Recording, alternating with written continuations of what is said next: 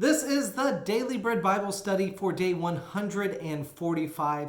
We are looking into the book of Esther, chapters 1 through 5. So, the book of Esther, it's one of my favorite books. It talks of strong leadership, especially from faithful men and women, standing up in opposition to injustices that are happening because of arrogance and pride. So, this story on the whole is a story of faithful Jews who are given opportunities to be leaders loyal to God.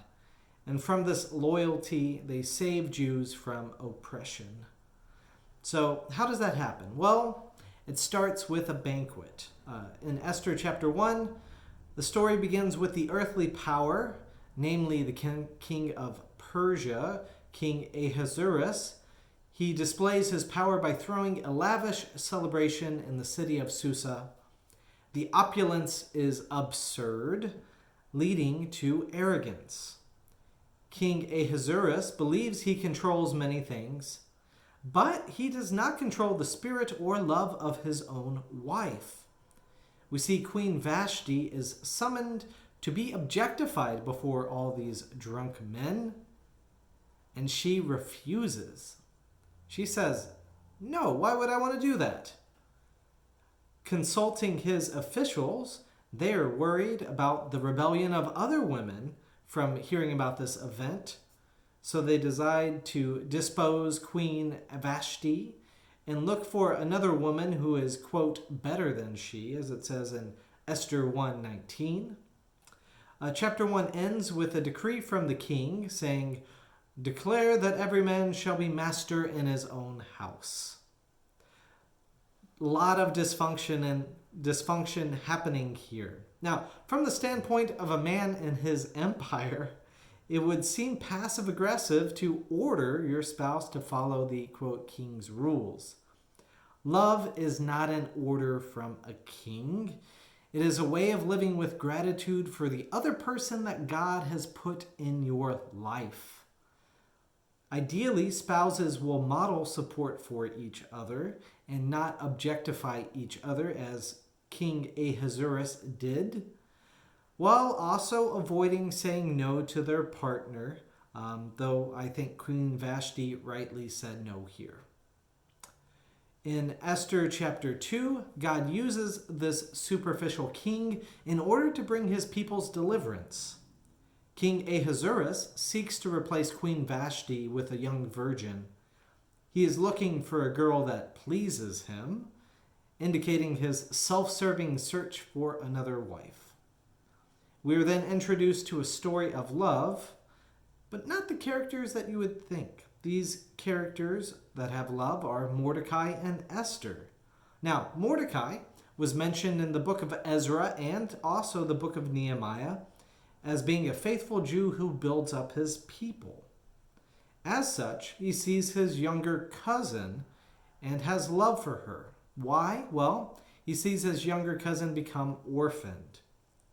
Could it be that the harshness of the kings of Babylon and Persia took the lives of Esther's parents?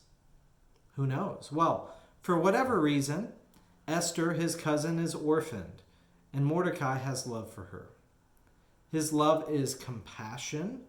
He adopts her as a daughter of sorts. And he provides for her because he respects women, not as objects to be shown off, but as people who matter. So by the hand of God, King Ahasuerus finds Esther and is pleased with her. The king takes her into his harem to have her beautified, and Mordecai walks outside each day as a concerned and loving parent would do.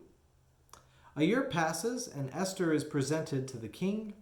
She is humble and beautiful, which I assume the king sees as submissive. Maybe this is why King Ahasuerus makes her queen instead of Vashti. Well, anyways, we go back to Mordecai, who follows Esther to the king's gate. He loves his cousin and still seeks to hear how she is doing. Upon waiting, he overhears a plot to kill the king. He informs Queen Esther, who then tells King Ahasuerus.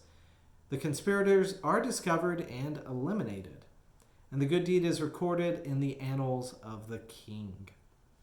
So in chapter 3, this male arrogance again comes into play as we learn about a man named Haman.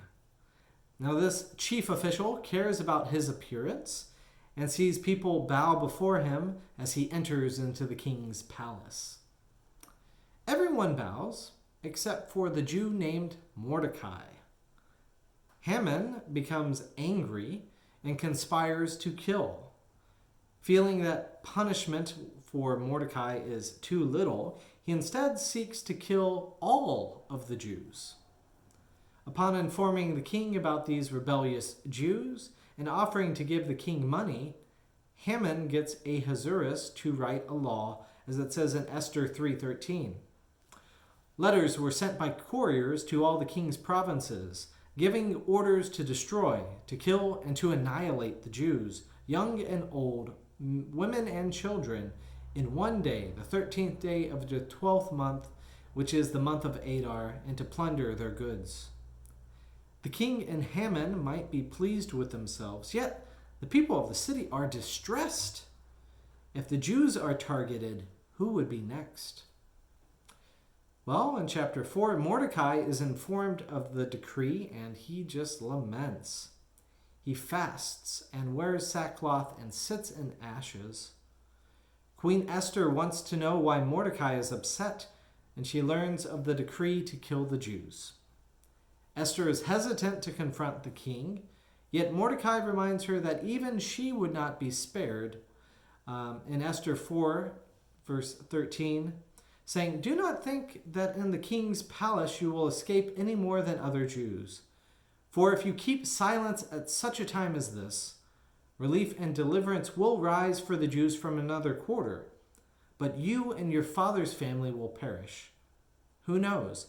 Perhaps you have come to royal dignity for such a time as this." For such a time as this, a great line, right? This is the call of all who follow God.